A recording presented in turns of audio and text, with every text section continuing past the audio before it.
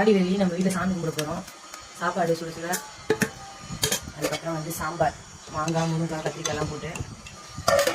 அதுக்கப்புறம் உருளைக்கிழங்கு பொரியல். அதுக்கப்புறம் அப்பளம். அதுக்கப்புறம் வடை. அதுக்கப்புறம் இலை போடுறது பார்க்கலாம். இதுக்கப்புறம் சாமி கும்பிட்டு